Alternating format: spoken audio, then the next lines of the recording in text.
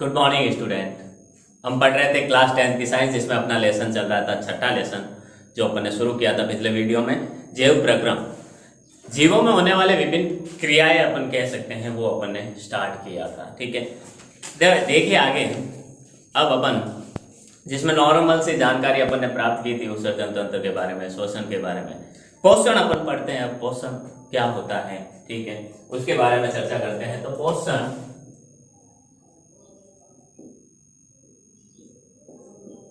पोषण की अगर चर्चा करें अपन, ठीक है, तो देखिए क्या होता है पोषण और कैसे। तो देखिए पोषण क्या होता है कि शरीर की वृद्धि, विकास, प्रोटीन संश्लेषण जो होता है आदि में आवश्यक ऊर्जा के लिए हमें बाहर से पदार्थों की आवश्यकता होती है। शरीर में देखिए भोजन, शरीर का जो वृद्धि, विकास और प्रोटीन संश्लेषण, प्रोटीन बनाने के लिए हमें ऊर्जा की आवश्यकता होती है, जो हमें बाहर से लेनी पड़ती है। ऊर्जा के लिए हमें बाहर से पदार्थ लेने की आवश्यकता होती है। तो देखिए, अर्थात अपन कहते हैं कि भाई शरीर का जो वृद्धि, विकास होता है, उसके लिए जो ऊर्जा चाहिए होती है, वो ऊर्जा प्राप्त करने के लिए हमें बाहर से पदार्थों को लेना होता है, शरीर के अंदर आवश्यक होता है। ठीक है, शरीर की वृद्धि, विकास, प्रोटीन संश्लेषण,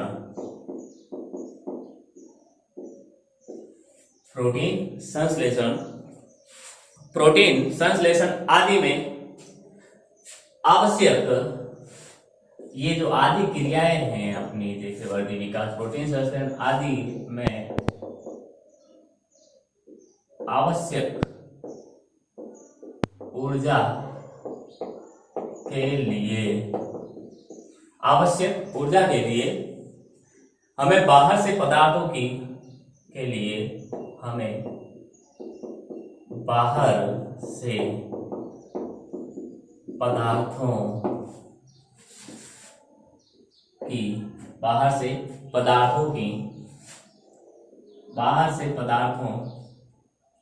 बाहर से पदार्थों की आवश्यकता होती है, ठीक है, आवश्यकता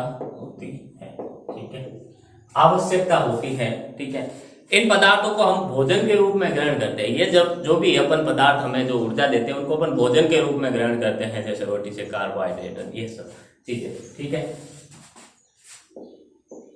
इन पदार्थों को हम भोजन के रूप में ग्रहण करते हैं।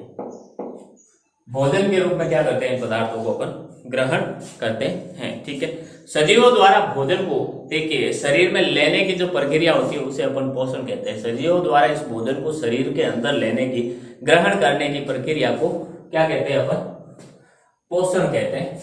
ठीक है,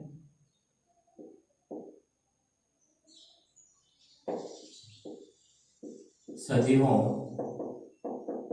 द्वारा इन पदार्थों या भोजन को शरीर में अंतर्ग्रहण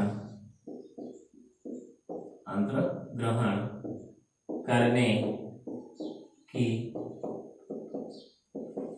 प्रक्रिया को पोषण कहते हैं। प्रक्रिया को हम क्या कहते हैं, पोषण कहते हैं। ठीक है, ये शरीर के अंदर इन पदार्थों को, जिनसे अपन को ऊर्जा मिलती है, उनको शरीर में लेने की जो प्रक्रिया होती है, उसे अपन पोषण कहते हैं। कुछ जीव जैसे हरे पेड़ पौधे होते हैं, ठीक है, हरे पेड़ पौधे अकार्बनिक स्रोतों से, जिनमें ऐसे स्रोतों से अपना भोजन प्राप्त करते हैं, भोजन बनाते हैं। ठीक है, जो अकार्बनिक स्रोत होते हैं, अर्थात जो कार्बन से मिलकर नहीं बने होते हैं। तो देखिए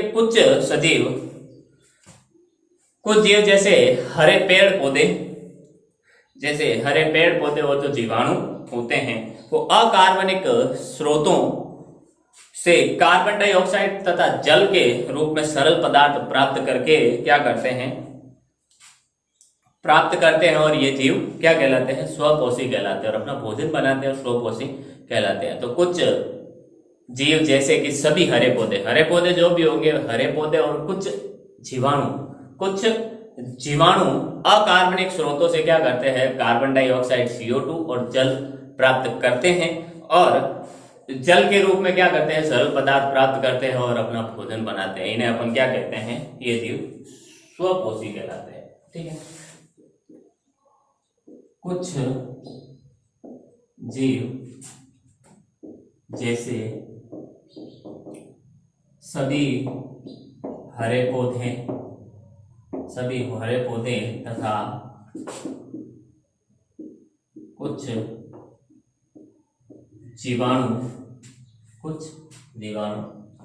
जीव जैसे सभी हरे पौधे तथा कुछ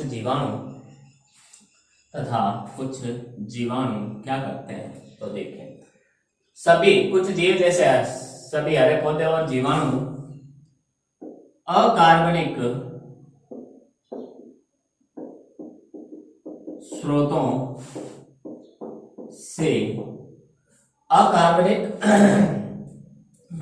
स्रोतों से CO2 व जल के रूप में सरल पदार्थ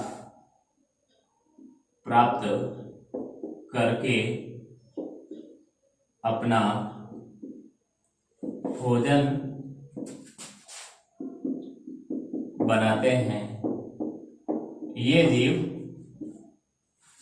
स्वपोषी कहलाते हैं। ये जीव क्या कहलाते हैं, स्वपोषी कहलाते हैं। अपना भोजन स्वयं बनाते हैं, इसलिए ये स्वपोषी कहलाते हैं। और कुछ जीव भोजन के लिए जटिल पदार्थों पर निर्भर करते हैं, पदार्थों का उपयोग करते हैं, क्योंकि ये सरल पदार्थों, ये जो हरे पौधे होते हैं, ये सरल पदार्थों को जटिल पदार्थों में बदलते हैं और इन्हीं जटिल पदार्थों को क्या करते हैं, जो अन्य जीव खाते हैं, कुछ जीव। ठीक है। तो वो क्या करते हैं, देखिए, तो कुछ जीव भोजन के लिए जटिल पदार्थों का उपयोग करते हैं, ये जीव विषमपोषी कहलाते हैं। ठीक है।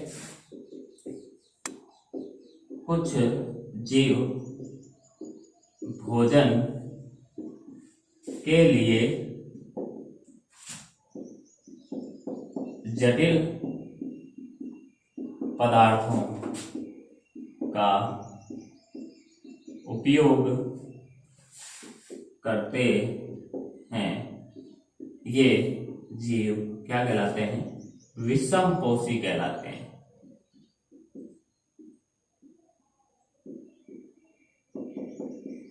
अर्थात ये क्या करते हैं, अन्य पदार्थों पर निर्भर करते हैं अपने भोजन के लिए, खुद अपना भोजन नहीं बनाते हैं। ठीक है। अन्य जीवों पर निर्भर रहते हैं। ठीक है। जैसे मृतजीवी, ठीक है, कीट भक्षी, ये सब चीजें, शाकाहारी, मांसाहारी, सर्वाहारी, ये सब चीजें। ठीक है। देखिए, विषमपोषी जो जीव होते हैं वो जटिल पदार्थों को भोजन के रूप में ग्रहण तो करते हैं, लेकिन वो क्या करते हैं, जटिल पदार्थों को सरल पदार्थों में तोड़ने के लिए जैव उत्प्रेरक का उपयोग करते हैं। और इन जैव उत्प्रेरक को अपन क्या कहते हैं, एंजाइम कहते हैं। ठीक है। तोड़ने का अर्थात उन्हें तोड़ने का, जटिल पदार्थ जो भी ग्रहण किए उनको है जैसे तो जैसे उनसे ऊर्जा प्राप्त नहीं होगी, पहले उनको तोड़ना पड़ेगा और तोड़ने के लिए कुछ जैव उत्प्रेरक काम में लेते हैं, जिन्हें अपन क्या कहते हैं, उन्हें अपन एंजाइम कहते हैं। ठीक है। विषमपोषी जीव जटिल पदार्थों को, तो देखिए, विषमपोषी जीव जटिल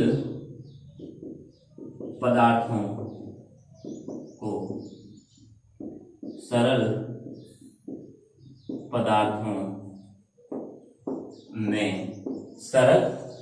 पदार्थों में तोड़ने के लिए जैव उत्प्रेरक का उपयोग करते हैं। सरल पदार्थों में तोड़ने के लिए क्या करते हैं, तोड़ने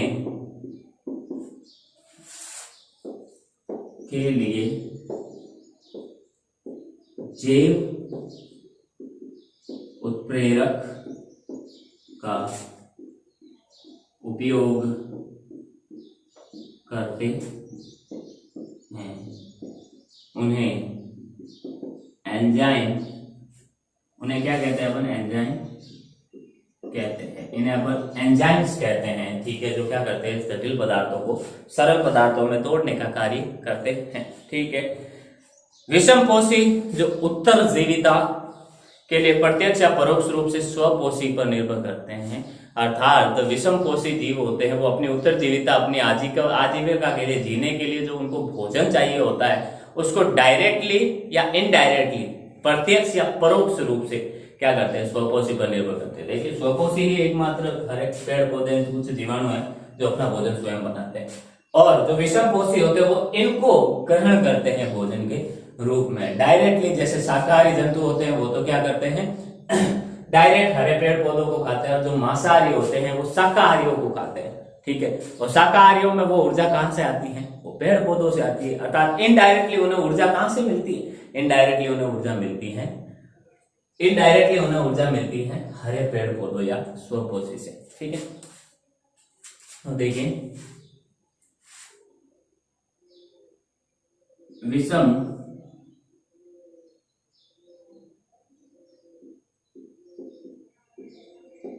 विषमपोषी उत्तरजीविता के लिए प्रत्यक्ष या परोक्ष रूप से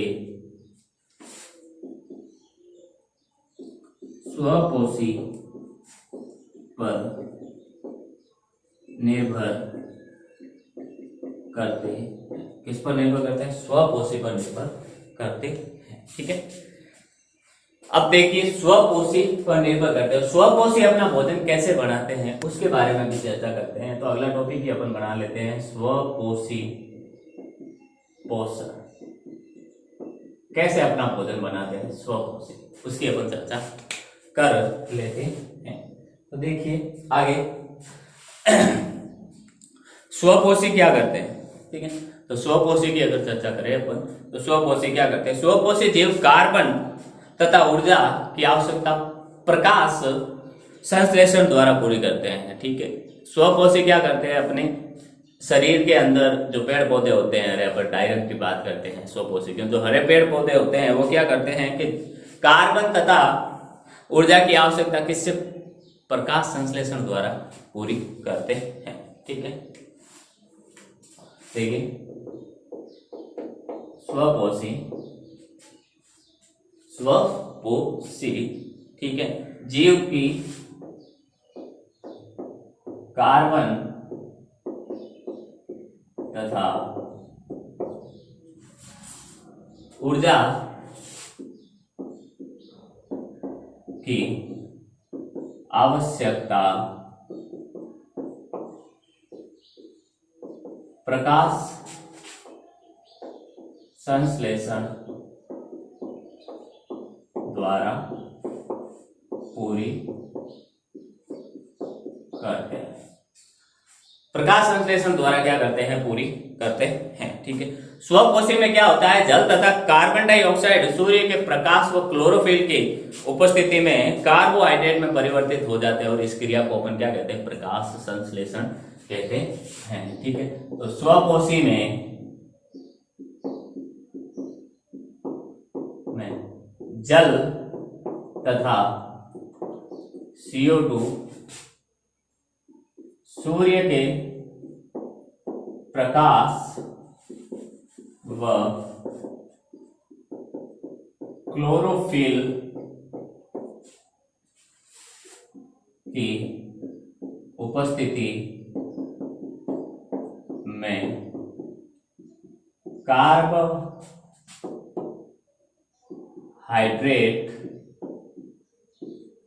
में परिवर्तित हो जाता है। इस इस प्रक्रिया को प्रकाश संश्लेषण कहते हैं। इस प्रक्रिया को क्या कहते हैं अपन? प्रकाश संश्लेषण कहते हैं।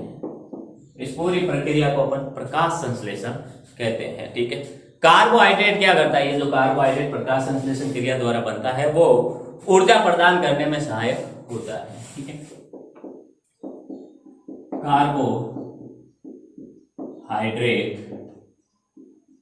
कार्बोहाइड्रेट में क्या होता है? कार्बन, हाइड्रोजन और ऑक्सीजन से मिलकर बना होता है। तो कार्बोहाइड्रेट ऊर्जा प्रदान करने का कार्य करता है। कार्बोहाइड्रेट ऊर्जा प्रदान करने का कार्य करता है। ठीक है। ऊर्जा प्रदान करने का कार्य करता है, इसमें सहायक होता है। कुछ कार्बोहाइड्रेट देखिए स्वपोषी को ऊर्जा प्रदान करते हैं, शेष बचा कार्बोहाइड्रेट क्या करता है? उनके रूप में भोजन में मंड के रूप में क्या हो जाता है? संचित हो जाता है। तो जो स्वपोषी पौधे होते हैं, हरे पेड़ पौधे, को अपना भोजन बनाते हैं और क्या बनाते हैं भोजन के रूप में? कार्बोहाइड्रेट। जितना भी कार्बोहाइड्रेट बनता है कुछ तो उनको ऊर्जा देने में उपयोग हो जाता है और बाकी जो कार्बोहाइड्रेट शेष बचता है वो मंड के रूप में उनके शरीर पर संचित हो जाता है, शरीर में संचित हो जाता है। ठीक है। कुछ कार्बोहाइड्रेट स्वपोषी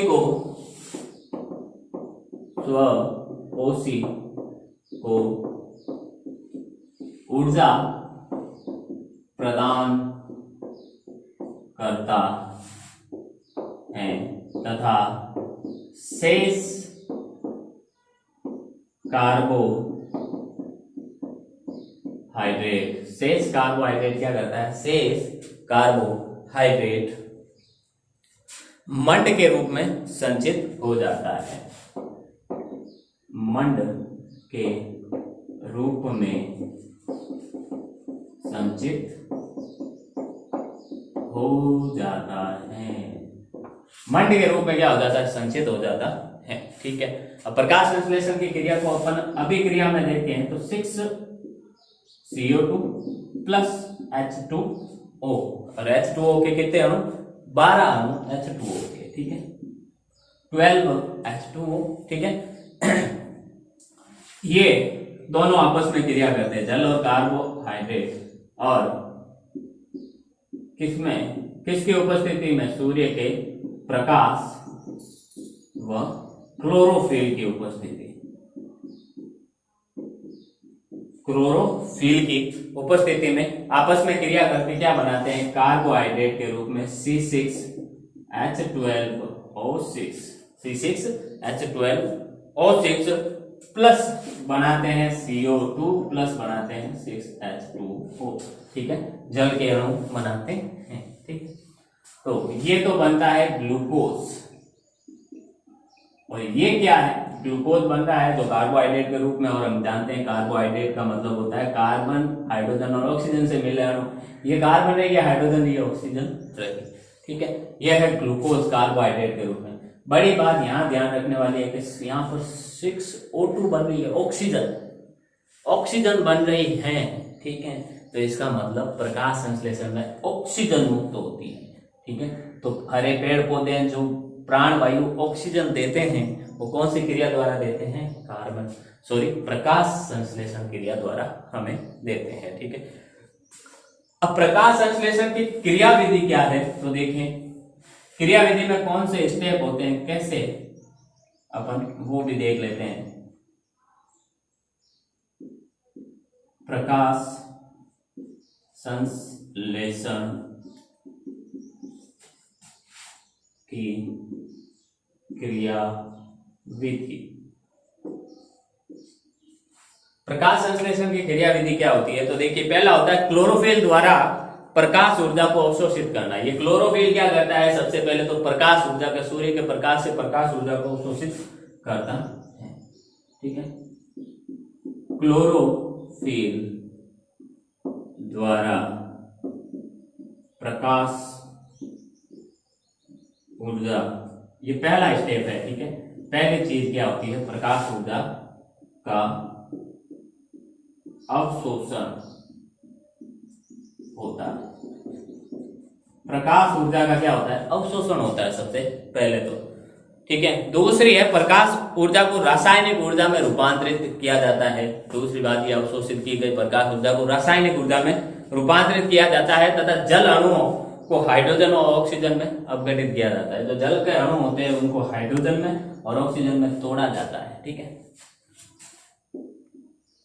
दूसरी चीज होती है प्रकाश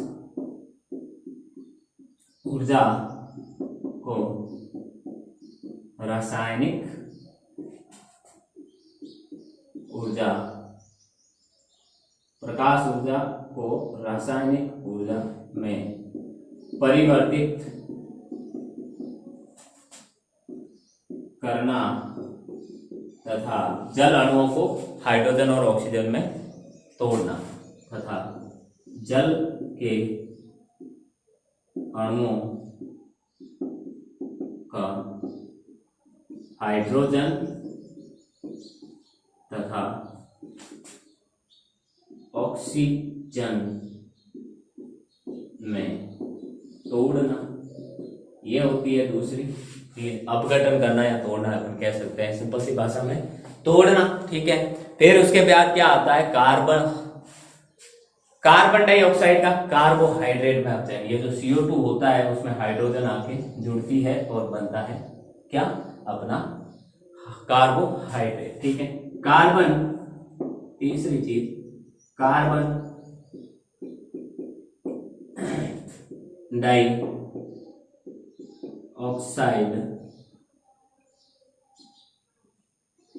का कार्बन डाइऑक्साइड का कार्बोहाइड्रेट में अपचय, हाइड्रेट में अपचय, ठीक है। तीसरा चरण ये होता है, स्क्रीनशॉट है आप इसका।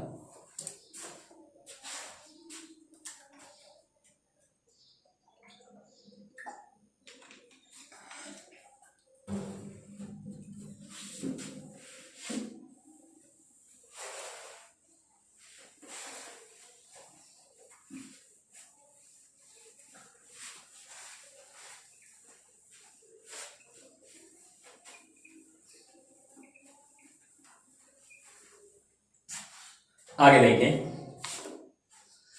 फिर ये तो हो गया हमारा स्वकोशिका पोषण, ठीक है। अब देखिए, अगर अपन, अब क्लोरोफिल कहाँ पाया जाता है, क्लोरोफिल पाया जाता है हमारे पौधे के पत्तियों में, जो हरे पेड़ पौधे होते हैं उनकी पत्तियों में पाया जाता है। तो जब अपन एक पत्ती का अनुप्रस्थ काट लेते हैं, ठीक है, तो देखिए आगे अपन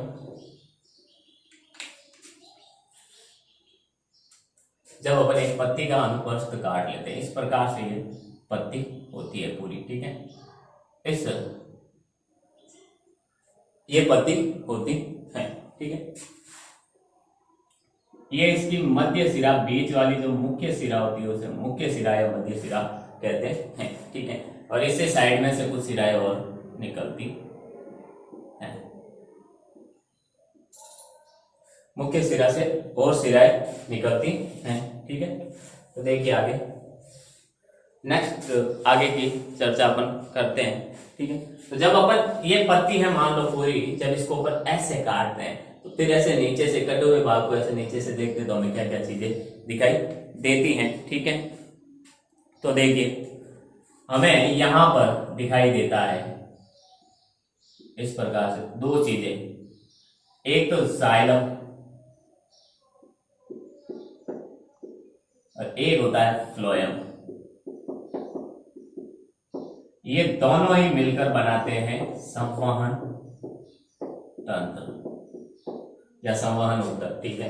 जाइलम क्या करता है, जड़ों से पत्तियों तक जल ले जाने का कार्य करता है। फ्लोएम जो क्या करता है, पत्तियों द्वारा क्लोरोफिल की सहायता से बनाए गए भोजन को कहाँ, अन्य भागों तक ले जाने का कार्य करता है, ठीक है। फिर आता है रंध्र, ये यहां पर अपन देखते हैं तो इस तरफ से देखेंगे तो ये गोल गोल रूप में हमें क्या मिलता है, हरित लवक पर्णहरित मिलता है। ठीक है, इसको अपन यहाँ पर डिस्प्ले करते हैं पूरा वापस।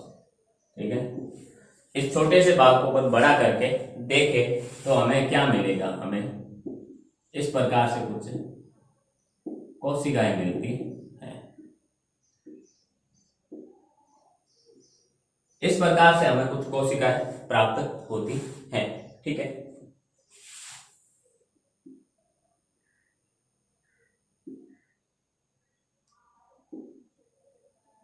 इस प्रकार से हमें कुछ कोशिकाएं प्राप्त होती हैं। ठीक है,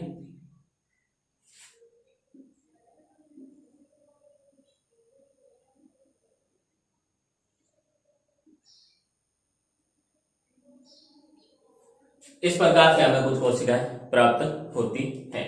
ठीक है, इस प्रकार के बिंदु बिंदु हमें कुछ दिखाई देते हैं। यही क्या होते हैं, हरित लवक या पर्णहरित होते हैं। ठीक है, यही हरित लवक और पर्णहरित होते हैं। ठीक है,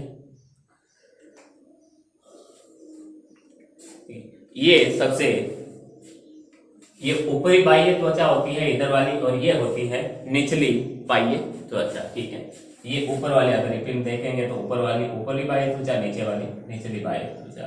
तो ये ऊपरी बाह्य त्वचा और ये होती है हमारी निचली बाह्य त्वचा, निचली बाह्य त्वचा होती है। ठीक है, और ये जो बिंदु हमें दिखाई दे रहे हैं ये होते हैं सब हरित लवक। ये क्या होते हैं, सब हरित लवक होते हैं। ठीक है, ये सारी जो अपन देख रहे हैं वो क्या है, पत्ती की अनुप्रस्थ काट। पत्ती की अनुप्रस्थ काट, अगर पत्ती की अनुप्रस्थ काट है। ठीक है, इसकी चर्चा करें तो देखिए, एक पत्ती के अनुप्रस्थ काट को सूक्ष्मदर्शी से जब अपन देखते हैं, माइक्रोस्कोप से देखने पर हमें कुछ कोशिकाओं में क्या दिखते हैं, हरे रंग के बिंदु दिखाई देते हैं। कुछ कोशिकाओं में हमें हरे रंग के बिंदु दिखाई देते हैं। ठीक है, ये बिंदु क्या कहलाते हैं, क्लोरोप्लास्ट होते हैं, और इनमें हरित लवक या क्लोरोफिल होता है। ठीक है, इसको अपन लिखते हैं आगे।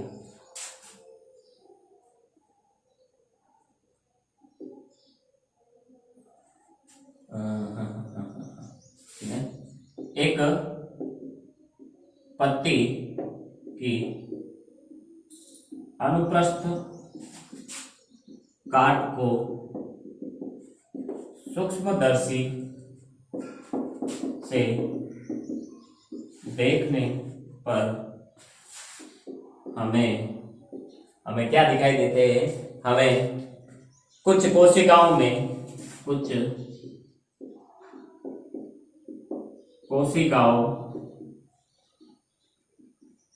में हरे रंग के बिंदु